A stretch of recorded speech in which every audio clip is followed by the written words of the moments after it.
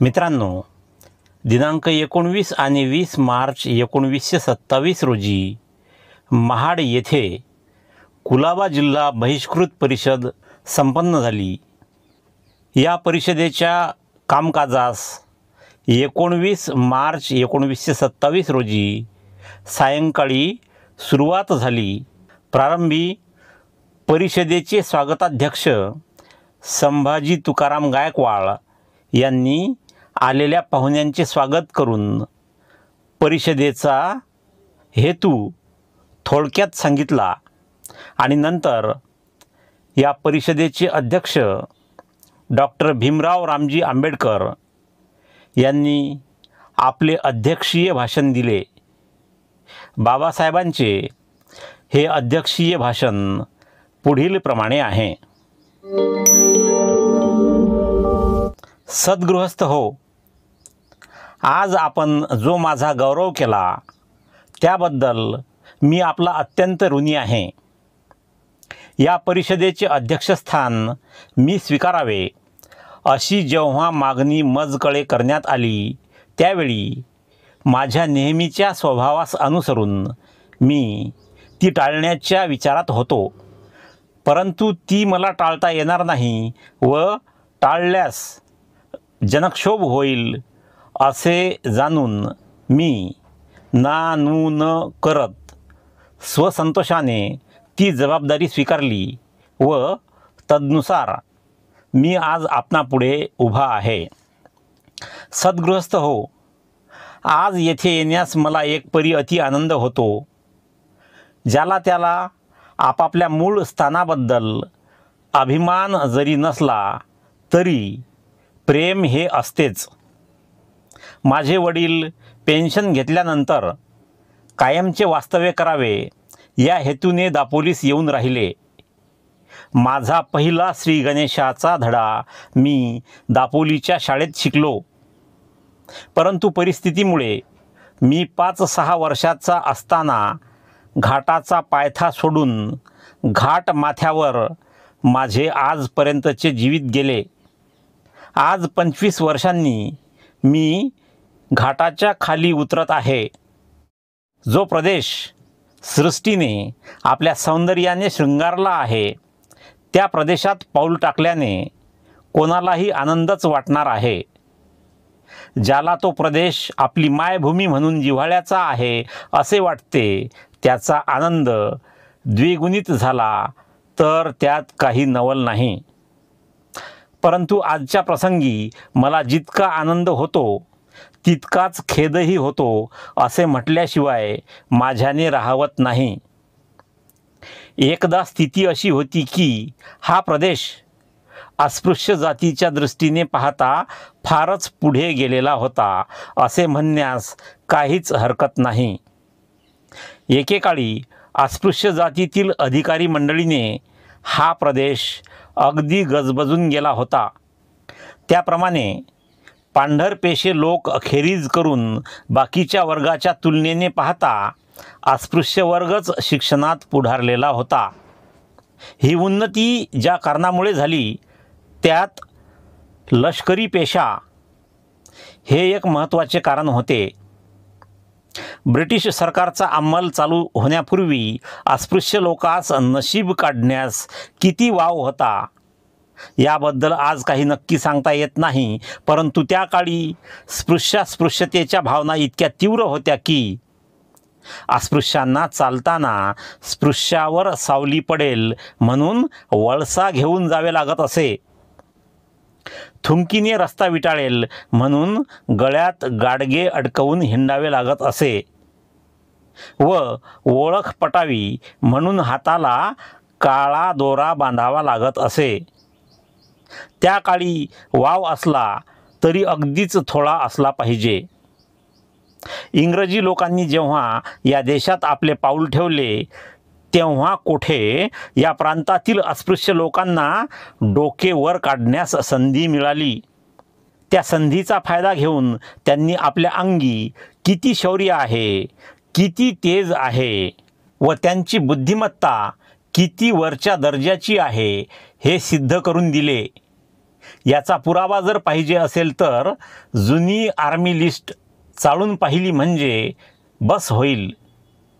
या प्रांतातील अस्पृश्य वर्गात किती सुभेदार झाले, किती जमादार झाले, किती हवालदार झाले, एज्युटंट क्लार्क व क्वार्टर मास्टर क्लार्क यासारख्या जबाबदारीच्या जागा कितीकांनी चालवून दाखविल्या, याचा तपशील जर देऊ गेलो तर हे भाषण मर्यादेचे बाहेर वाढेल. इतके सांगितले म्हणजे पुरे की एकेकाळी जो अस्पृश्य वर्ग सेवक म्हणून नांदत होता तोच वर्ग फलटणीतील नोकरीमुळे अधिकार संपन्न होऊन दुसऱ्या वर्गावर सत्ता गाजविता झाला होता.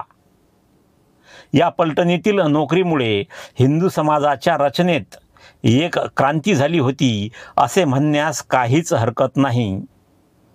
ज्या महार चांभार लोकांना गावात मराठे वगैरे लोक शिवून घेत नसत व ज्यांनी जोहार किंवा रामराम केला नाही तर मराठे लोक आपला अपमान झाला असे समजत तेच मराठा शिपाई महार व चांभार सुभेदारास लवून सलामी देत असत व क्यूबे म्हणून जर त्यांनी म्हटले तर डोळे वर करून म्हणण्याची त्यांची ताकद नसे. एवढा अधिकार अस्पृश्य जातीतील लोकास या देशातील कोणत्याही प्रांतात व यापूर्वी केव्हाही प्राप्त झाला नव्हता असे म्हणता येईल. या प्रांतातील अस्पृश्य लोकांनी आपला दर्जा वाढविला होता. इतकेच नव्हे तर त्यांची शिक्षणातही विलक्षण प्रगती झाली होती. त्यांच्यातील 90% लोक साक्षर होते. इतकेच नव्हे तर 50% लोक तरी वरच्या दर्जाचे सुशिक्षित होते. त्यातल्या त्यात विशेष ध्यानात ठेवण्यासारखी गोष्ट ही की हा शिक्षणाचा प्रसार पुरुष मंडळीत होता. इतकेच नव्हे तर स्त्रियातही होता. काही स्त्रिया तर शिक्षणात इतक्या प्रवीण होत्या की भर पुरुषाच्या सभेत पुराणाचा अन्वय अर्थ करून सांगत असत. या शिक्षणातील प्रगतीला त्यांचा लष्करी पेशा बऱ्याच अंशी कारणीभूत झाला. इंग्रजी राज्यास सुरुवात होऊन 150 वर्षे होऊन गेली असता देखील प्राथमिक शिक्षण सक्तीचे व मोफत करण्यात येत नाही याबद्दल खेद वाटून ते आता तरी सुरू करा असे जे लोक म्हणतात त्यांना एक गोष्ट ठाऊक नाही असे दिसते. ईस्ट इंडिया कंपनीला शिक्षणप्रेमी लोक नेहमी दोष देतात की कंपनीने राज्य चालविताना आपल्या फायद्याकडे काय ते लक्ष दिले, लोकांच्या शिक्षणाकडे काहीच लक्ष दिले नाही. ही गोष्ट सर्वस्वी खरी नाही. निदान कंपनीच्या मिलिटरी खात्यापुरती तरी ही गोष्ट साफ खोटी आहे. ज्यांनी म्हणून मिलिटरीत पिढ्यानपिढ्या नोकरी केली आहे ते ग्वाही देऊ शकतील की कंपनीच्या आमदानीत प्राथमिक शिक्षण मोफत व सक्तीचे होते. प्राथमिक शिक्षण मुलास व त्याचप्रमाणे मुलीसही सारख्याच रीतीने लागू केले जात असे. पण मुलास प्राथमिक शिक्षणाशिवाय खालच्या दर्जाचे दुय्यम शिक्षणही सक्तीने लागू केले जात असे. सक्तीचा प्रकार हा काही साधा व सोपा नव्हता. मूल शाळेत न गेले तर पालकास दंड देऊन सुटता येत नसे. विशेष ध्यानात घेण्यासारखी गोष्ट ही सक्ती बालक वर्गापुरती नसे. नवीन भरती झालेले वयातील रिक्रूट यांनाही रात्रीच्या शाळेत जाण्यास सक्ती करण्यात येत असे. कंपनीचे राज्य संपुष्टात आल्यानंतर बादशाही अंमल सुरू झाला व 57 सालचे बंड मोडल्यानंतर जेव्हा इंग्रज सरकारने हिंदुस्थानातील सैन्यासंबंधी चौकशी करण्याकरिता एक कमिशन नेमिले होते, त्यात काही साक्षीदारांनी सैन्यात शिक्षणाचा प्रसार झाला तर अनर्थ ओढवेल असे प्रलाप काढले.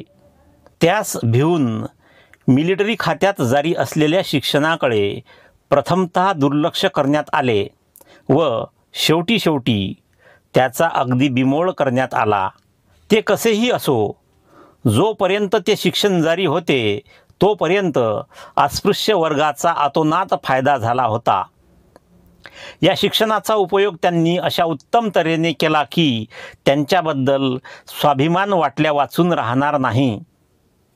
या ज्ञान प्रसारामुळे अस्पृश्यात जो ग्रंथसंग्रह झाला तो त्यांच्या संख्येच्या मानाने अफाट होता असे म्हटल्यास अतिशयोक्ती होणार नाही. श्रीधर स्वामींच्या ग्रंथाच्या हस्तलिखित प्रती तर भाड्याने सापडतील, परंतु मुकुंदराज, ज्ञानेश्वर व मुक्तेश्वर इत्यादी महाराष्ट्रातील जुनाट व महान कवींच्या ग्रंथाच्या हस्तलिखित प्रती मी अनेक अस्पृश्यांच्या संग्रही पाहिल्या आहेत.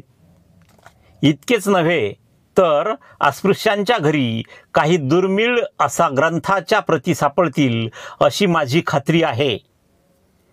ज्ञानेश्वर महाराजांनी पंचीकरण नावाचा एक ग्रंथ लिहिला होता. ही गोष्ट फारशी ऐकिवात नाही, पण हा ग्रंथ मी माझ्या एका आता दिवंगत झालेल्या मित्राच्या घरी पाहिलेला आहे. काही वर्षांपूर्वी श्री पागारकर यांनी राघव चित्तघन या कवीने लिहिलेल्या ज्ञानसुधा नावाचा ग्रंथ कोणाजवळ असल्यास कळवावे अशी केसरीत जाहिरात दिली होती. या ग्रंथाची हस्तलिखित प्रत त्यांना सापडली नसल्यास त्यांना ती माझ्या एका अस्पृश्य मित्राच्या संग्रही पाहावयास सापडेल. ज्या अस्पृश्य जातीच्या लोकांस त्या काळी विद्येची सर्व द्वारे बंद होती, त्यावेळी त्यांना असा ग्रंथसंग्रह करण्यास किती सायास पडले असतील व किती द्रव्याचा व्यय करावा लागला असेल याचा विचार ज्याचा त्यांनीच करावा. ही ज्ञानाची लालसा त्यावेळच्या समाजास भूषणावह आहे, याबद्दल दुमत होणे शक्य नाही. दुसऱ्या तऱ्हेने पाहता त्या काळच्या लोकांनी आपल्या ज्ञानाचा उपयोग योग्य प्रकारे केला असे दिसून येईल. सार्वजनिक व्यवसायात पडणाऱ्या लोकांचे वर्गीकरण केले तर असे आढळून येईल की काही नामके वास्ते तर काही कामके वास्ते म्हणून सार्वजनिक कार्यात पडतात, आणि जे पडतात त्यात नामके वास्ते अशांचाच भरणा जास्त असतो. हल्ली अस्पृश्यांची जी चालक मंडळी आहे त्यात नामके वास्ते लोकांचा काही कमी भरणा नाही. पुण्यातले लोक म्हणतात की अस्पृश्यातील जागृतीचे मूळ उत्पादक आम्ही आहोत. मुंबईतही हा मान सर्वस्वी आमचा आहे असे म्हणणारे काही लोकप्रिय लोक आहेत. डिप्रेस्ड क्लासेस मिशन सोसायटीच्या काही चालकांचे असे म्हणणे आहे की अस्पृश्यातील जागृती ही आमच्यापासून सुरू झाली आहे. जे लोक अशा तऱ्हेने ओढून मान मागतात त्यांना अस्पृश्योन्नतीच्या चळवळीचा खरा इतिहास अवगत नाही असेच म्हटले पाहिजे. मुंबई इलाख्यातील अस्पृश्य समाजात सार्वजनिक काम करण्याकरिता ज्या संस्था कालांतराने स्थापन झाल्या त्यात अनार्य दोष परिहारक मंडळी ही पहिली संस्था आहे असे संशोधनाअंती दिसून येईल. 1893 साली जेव्हा अस्पृश्य लोकांना लष्करात भरती होण्याची बंदी झाली त्यावेळी याच संस्थेने महादेव गोविंद रानडे यांच्या साहाय्याने सरकारकडे एक मोठा अर्ज केला होता. यावरून या संस्थेची सल्लामसलत मोठमोठ्या लोकांशी होत असे हे उघड आहे. 1897 साली काँग्रेसला उद्देशून याच संस्थेने एक प्रश्नमालिका तयार केली होती. तीत सामाजिक सुधारणा केल्याशिवाय तुम्हाला राजकीय सुधारणा मागण्याचा काय अधिकार आहे असा पक्ष मांडला होता. यावरून संस्थेत किती जोम होता हे दिसून येते. 1898 साली सर हर्बर्ट रिस्ले साहेबांनी जेव्हा हिंदी लोकांच्या रीतिरिवाजाची संकलित माहिती गोळा करण्याचे काम सुरू केले होते त्यावेळी सदर साहेबांनी आपल्या प्रश्नाची यादी या संस्थेकडेही पाठविली होती. यावरून संस्थेस सरकारकडून विचारपूस करण्याइतक्या महत्त्वाची ही संस्था होती हे स्पष्ट होते. हे सर्व मी पुराव्यानिशी सांगू शकतो, कारण या संस्थेचे सर्व कागदपत्र हल्ली माझ्या ताब्यात आहेत. परंतु ही सभा रत्नागिरी जिल्ह्यात दापोली येथे स्थापन झाली.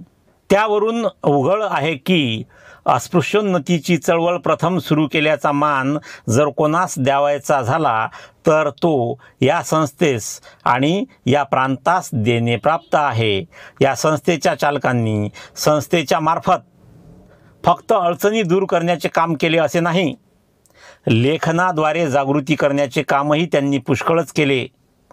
सत्यशोधक समाजाचे ज्योतिराव फुले यांचे खरे साथीदार व उत्साही शिष्यांपैकी बरेचसे या संस्थेच्या चालकांपैकी होते.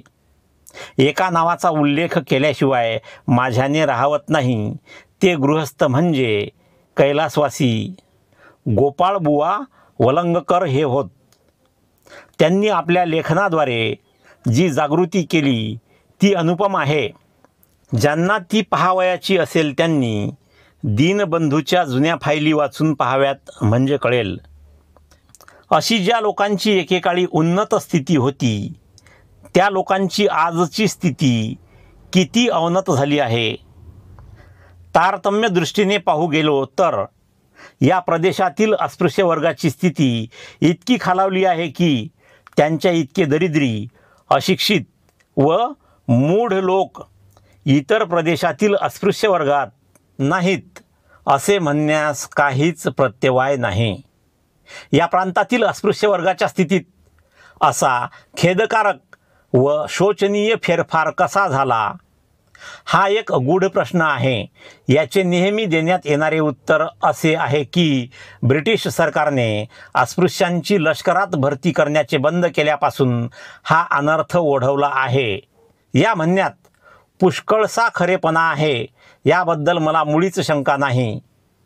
राजकीयदृष्ट्या, नैतिकदृष्ट्या अथवा आर्थिकदृष्ट्या कोणत्याही प्रजाजनास सरकारी नोकरीस बंदी करणे अन्यायाचे आहे.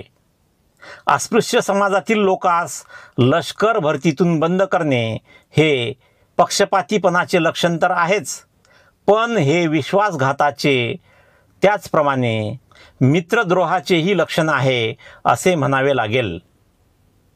अस्पृश्यांच्या सहाय्याशिवाय ब्रिटिश सरकारचा या देशात केव्हाच प्रवेश झाला नसता.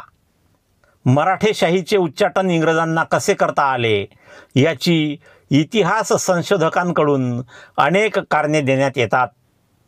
कोणी मराठेशाहीत माजलेला जातीभेद हे एक कारण देतात, कोणी मराठेशाहीत आपापसात वाढत असलेली तेढ व दुही हे कारण देतात.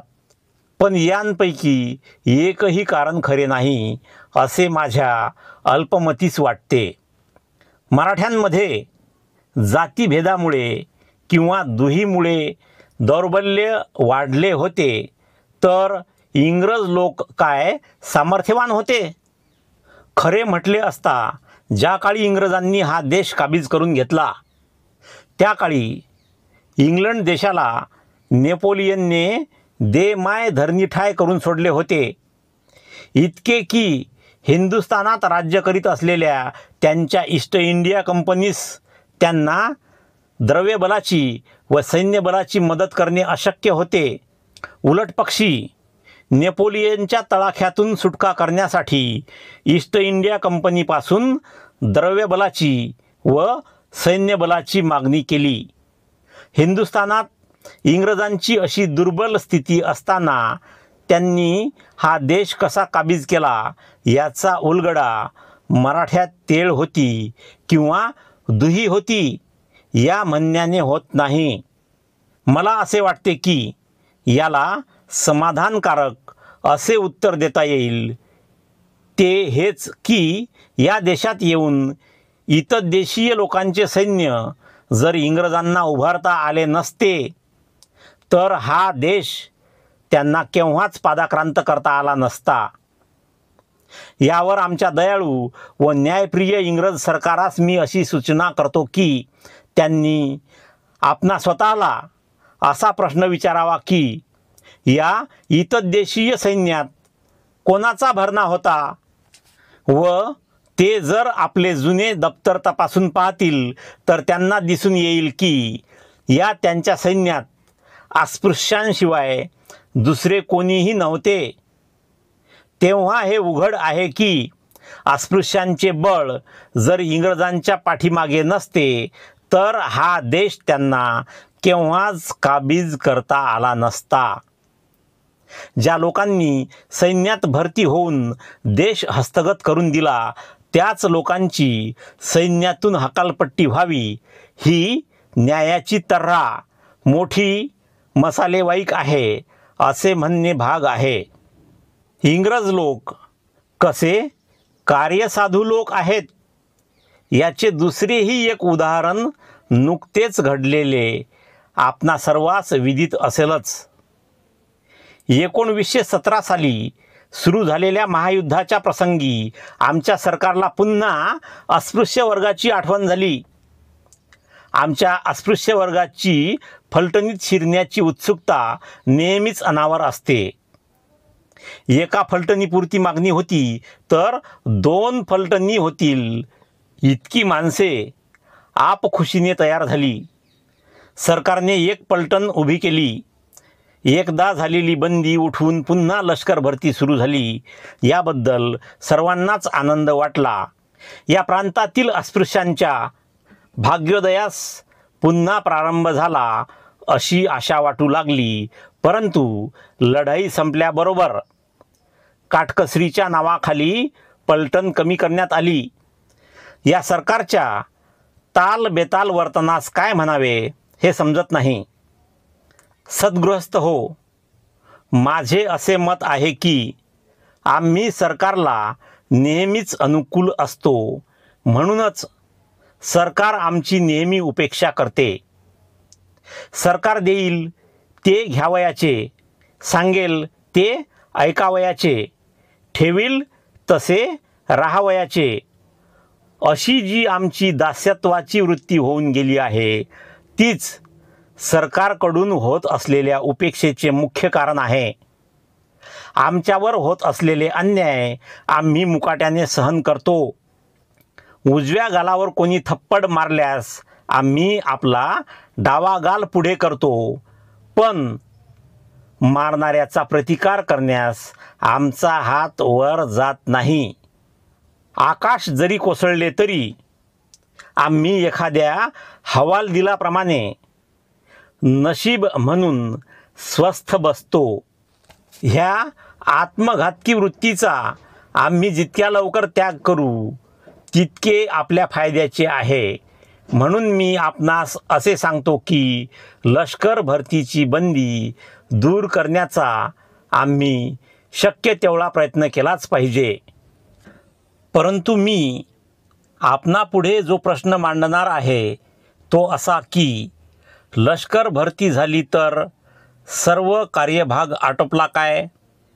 आपणातील बऱ्याच लोकांचा असा समज आहे की लष्कराची भरती एकदा मोकळी झाली म्हणजे सर्व काही झाले, बाकी काही करावयास नको। मला असे वाटते की ही चूक आहे। एकतर असे की सर्वच लोकांचा पलटणीत शिरकाव होणे शक्य नाही। जेव्हा पलटणीत राहण्यास कोणत्याच वर्गातले लोक तयार नव्हते तेव्हा आपल्या लोकांना मुबलक वाव होता, पण आता तशी स्थिती नाही। इतरांबरोबर आपणास जे मिळावयाचे तेवढेच मिळेल, जास्तीची आशा करणे निरर्थक आहे। यास्तव पलटणीशिवाय आपल्या उन्नतीसाठी कोणती इतर व्यवस्था करता येईल याबद्दल आपण विचार करावयास पाहिजे। अस्पृश्य समाजात धंदेवाईक जातीत समाविष्ट असलेले लोक फार थोडे आहेत। चांभार लोकच काय ते धंदेवाईक आहेत, पण त्यांनीही हा धंदा आता जवळजवळ सोडल्यासारखा आहे। म्हणून बिन धंदेवाईकांचाच भरणा जास्त आहे। अमुक एक धंदा म्हणून अमुक एका जातीची खोती असा जेथे प्रघात आहे तेथे अमुक एक धंदा तुम्हास करता येण्यासारखा आहे तो करा असे सांगणे म्हणजे वायफळ उपदेश आहे. त्यांना जर धंद्यात पळवायचे असेल तर तो धंदा अशा प्रकारचा असला पाहिजे की जो कोणत्याही जातीतल्या माणसास करण्यास मोकळीक आहे. अशा प्रकारचे धंदे मला तरी दोनच दिसतात, एक पांढरपेशा व दुसरा शेती. पांढरपेशा अस्पृश्य वर्गाच्या लोकांनी स्वीकारावा हा उपदेश किती एक वरच्या वर्गातील लोकांना रुचत नाही हे मला माहीत आहे. त्यांना असे वाटते की अस्पृश्य वर्गाच्या लोकांनी सुतारी, लोहारी, विणकरी वगैरे व्यवसाय करावे, पण काही झाले तरी पांढरपेशा स्वीकारू नये. हा त्यांचा उपदेश आपल्या हिताचा नाही हे मी आपणास निक्षून सांगतो. अस्पृश्य वर्गाची सुधारणा होण्यास दोनच गोष्टींची अत्यंत आवश्यकता आहे असे माझे मत आहे. एक, त्यांच्या मनावर जो जुन्या खुळचट व अनिष्ट विचारांचा जंग बसला आहे तो साफ घासून निघाला पाहिजे. आचार, विचार आणि उच्चार यांची शुद्धी जोपर्यंत झाली नाही तोपर्यंत अस्पृश्य समाजात जागृतीचे अथवा प्रगतीचे बी कधीही रुजणार नाही. हल्लीच्या स्थितीत त्यांच्या खडकाळ मनावर कसलेही नवे रोप उगवणार नाही. त्यांची मने अशा रीतीने सुसंस्कृत होण्यास त्यांनी पांढरपेशाचा अवलंब केलाही पाहिजे. अस्पृश्यांनी पांढरपेशाचा अवलंब करावा असे मी का म्हणतो यास दुसरेही एक कारण आहे. सरकार ही एक मोठी जबरदस्त महत्त्वाची संस्था आहे. सरकार ज्याप्रमाणे मनात आणील ते सरकारी नोकरांवर सर्वस्वी अवलंबून राहील. कारण सरकारचे मन म्हणजे सरकारच्या नोकरांचे मन. यावरून एक गोष्ट सिद्ध आहे ती ही की जर सरकारकडून आपल्याला आपल्या हिताचे असे काही करून घ्यायचे असेल तर सरकारी नोकरीत आपला प्रवेश आपण करून घेतला पाहिजे. नाहीतर आपली जशी आज हेळसांड होत आहे तशीच ती नेहमीच होणार आहे. ती न व्हावी हा जर आपला हेतू असेल तर अस्पृश्य वर्गाच्या लोकांनी सरकारी नोकरीत आपला जास्त प्रमाणात शिरकाव होईल अशी व्यवस्था करावयास पाहिजे. त्याशिवाय त्यांना ऊर्जित अवस्था केव्हाच यावयाची नाही आणि सरकारी नोकरीत शिरकाव होण्यास पांढरपेशा पत्करल्याखेरीज चालावयाचे नाही.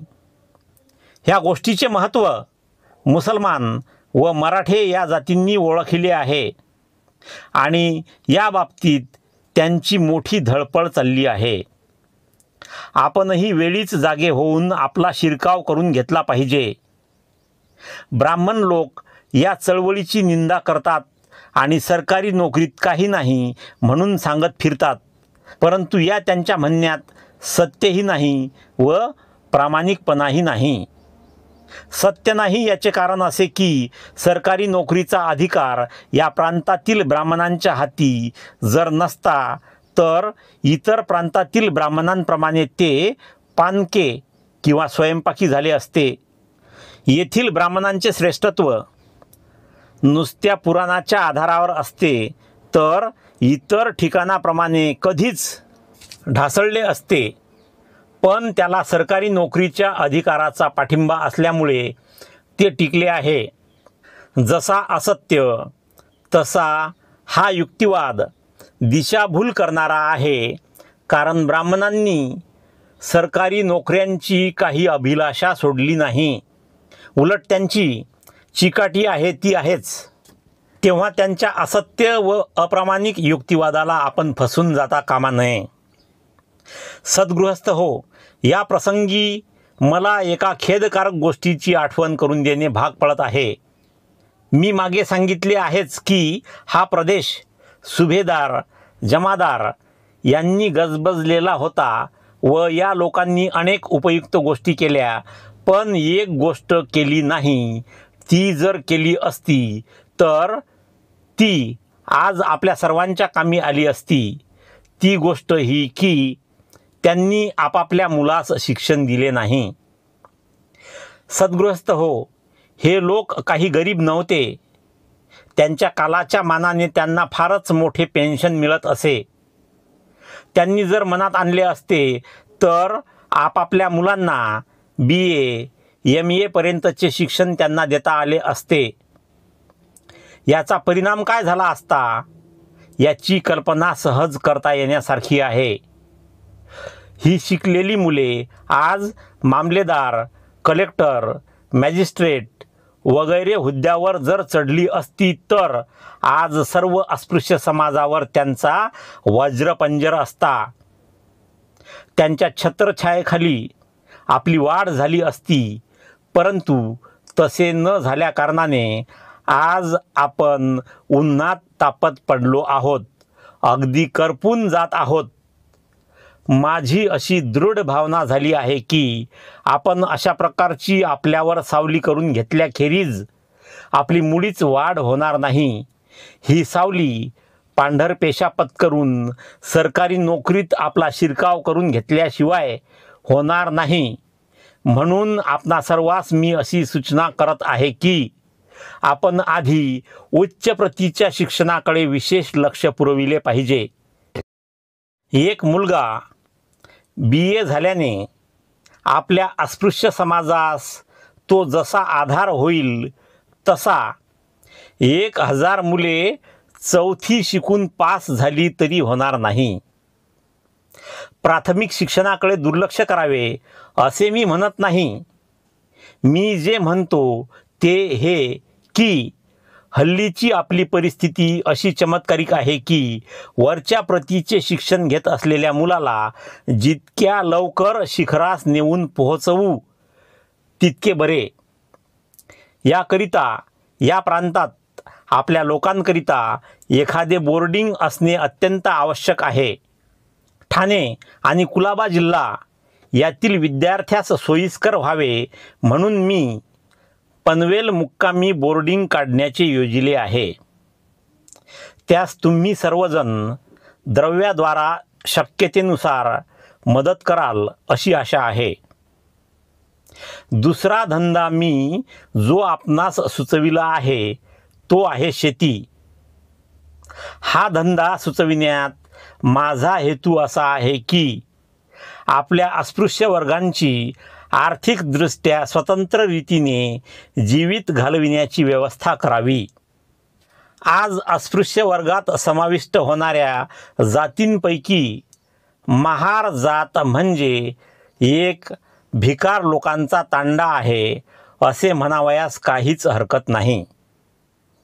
दररोज हक्काने दारोदार शिळे तुकडे टोपल्याच्या टोपल्या गोळा करून चरितार्थ चालविण्याची या जातीला सवय पडून गेली आहे. ह्या प्रघातामुळे या जातीला मुळी गावात इज्जत नाही, मान मरातब नाही. या रिवाजामुळे या जातीचा स्वाभिमान नष्ट झाला आहे.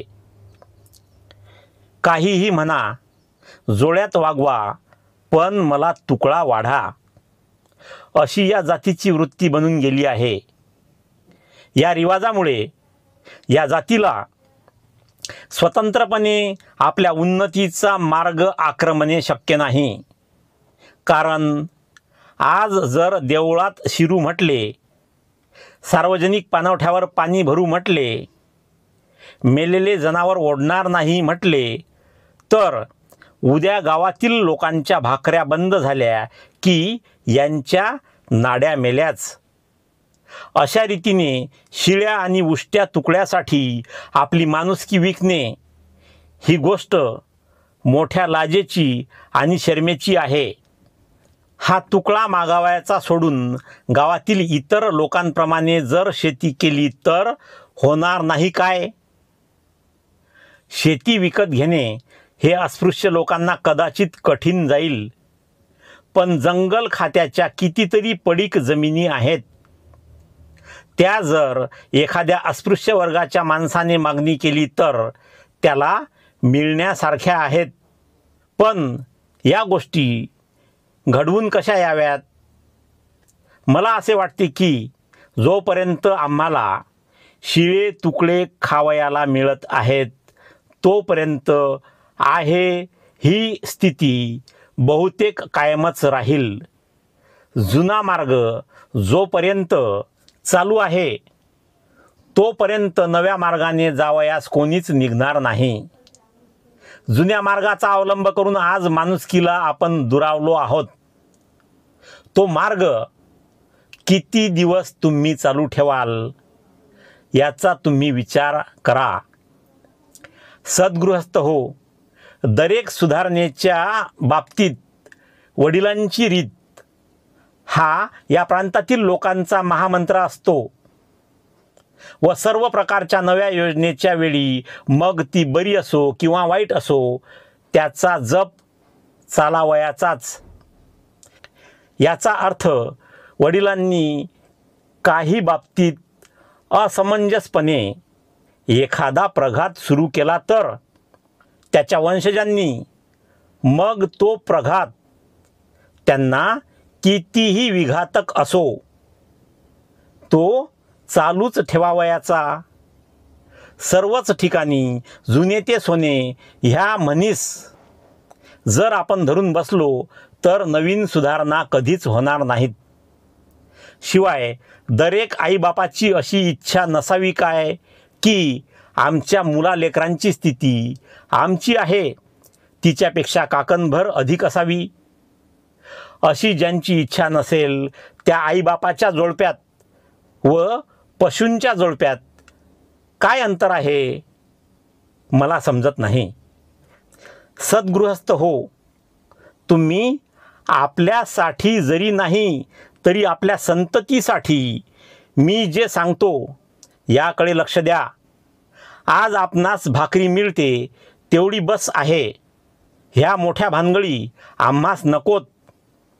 अर्धी सोडून सगळीच्या मागे कोणी जावे असा आपण पोक्तपणाने प्रश्न कराल.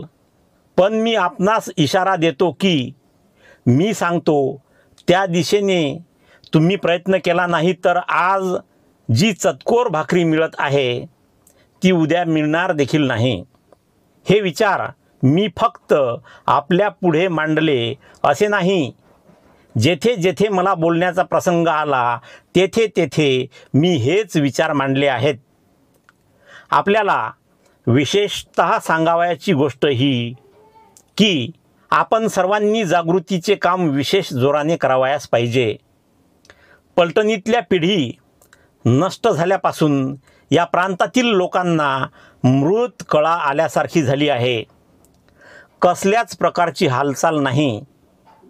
घाटावर अनेक परिषदा होऊन गेल्या तेव्हा आता कोठे ही सभा होत आहे. जागृतीचा विस्तव तुम्ही कधीही विजू देता कामा नये. या जागृतीच्या कामासाठी तुम्हाला काही स्थानिक पुढाऱ्यांची जरुरी आहे. मार्गदर्शकाशिवाय मार्ग चालणे अशक्य वाटते. आपल्यातील जे काही पेन्शनर लोक आहेत त्यांनी या गोष्टीत लक्ष घालणे हे त्यांचे कर्तव्य आहे. ते या स्वजनोद्धाराच्या महत्कार्यात पुढाकार घेतील अशी आशा ठेवून मी आपले भाषण पुरे करतो. मित्रांनो, आपणास विनंती आहे की जोशाबा या चॅनलच्या माध्यमातून आपल्या महापुरुषांच्या विचारांचा तसेच बौद्ध धम्माचा प्रचार आणि प्रसार व्हावा असे आपल्याला वाटत असल्यास कृपया ज्यांनी अद्याप सबस्क्राईब केले नसेल त्यांनी लगेच सबस्क्राईब करून बेल आयकॉनला ऑलवर सेट करा. तसेच प्रत्येक व्हिडिओला लाईक शेअर करून कमेंट बॉक्समध्ये कमेंट लिहिणे हे चॅनलच्या वाढीसाठी आवश्यक आहे. ते सर्व मोफत आहे, त्याला पैसे पडत नाहीत. म्हणून हे काम कृपया आत्ताच करा. नंतर पाहता पाहता आपण विसरून जातो. आणि त्याशिवाय शक्य झाल्यास या बारकोड किंवा मोबाईल नंबरचा वापर करून आपण चॅनलला आर्थिक मदतसुद्धा करू शकता. भेटूया पुढील व्हिडिओमध्ये आणि तोपर्यंत जय भीम, जय भारत.